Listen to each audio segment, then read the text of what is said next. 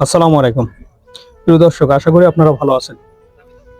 নবম pay scale নিয়ে দীর্ঘদিন যাবৎ প্রায় 2025 সাল থেকে আজ অবধি পর্যন্ত বিভিন্ন গণমাধ্যমে বিভিন্নভাবে আলোচনা হচ্ছে। নবম পে স্কেল এই বাস্তবায়ন হচ্ছে, এই তারিখ থেকে কার্যকর হচ্ছে, এমন সব তথ্যে বা উপাত্তে ভরপুর বা খবরে সয়লাভ হয়ে যাচ্ছে সংবাদ মাধ্যমগুলো। একটা বিষয় একটু খেয়াল রাখতে হবে, নির্বাচিত সরকার আসার পর থেকে নবম পে স্কেল নিয়ে কার্যক্রম কিন্তু চলমান, এখনো কিন্তু সেটা চলমান অবস্থায় রয়েছে। কিভাবে পে স্কেল বাস্তবায়ন হবে, কতটা গ্রেড হবে, কতটা সর্বনিম্ন বেতন কত হবে, সর্বোচ্চ বেতন কত হবে, সব বিষয় মিলিয়ে কিন্তু একটা প্রসিডিওর বা প্রক্রিয়া চলমান রয়েছে।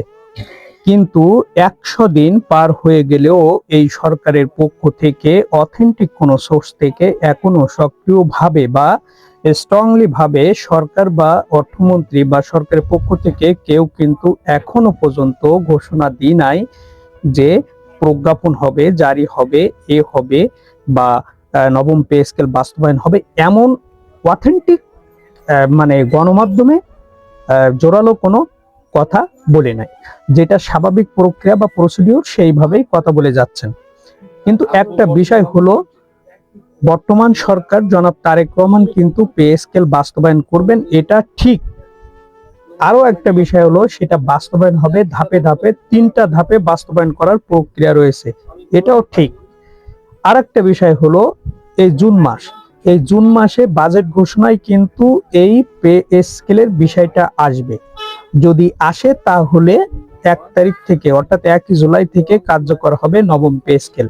আর যদি না আসে সেক্ষেত্রে কিন্তু আরো বড় ধরনের ক্রাইসিসের ভিতরে যাবে এই নিম্ন এবং মধ্যম শ্রেণীর কর্মচারীরা। তবে এখানে একটা আশার আরো হলো এটাই যে সরকার ইতিমধ্যে পে স্কেলের জন্য 30 থেকে 35 হাজার কোটি টাকা বরাদ্দ দিয়েছেন। এই বিষয়টাও কিন্তু বরাদ্দ দিয়েছেন বলতে এই টাকাটা কিন্তু পে স্কেলের জন্য অন্তর্বর্তী সরকার যে টাকাটা রেখে গিয়েছিলেন, সেই টাকাটা এই সরকার ক্ষমতায় আসার সাথে সাথে তার প্রয়োজনে তিনি খরচ করে ফেলায় সেই টাকাটা কিন্তু আবার সংযোজন করেছেন। তার মানে একটা বিষয় বোঝা যাচ্ছে যে অর্থনৈতিক পরিস্থিতি খারাপ হলেও সরকার ধাপে ধাপে পে স্কেল বাস্তবায়ন করার ক্ষেত্রে বদ্ধপরিকর।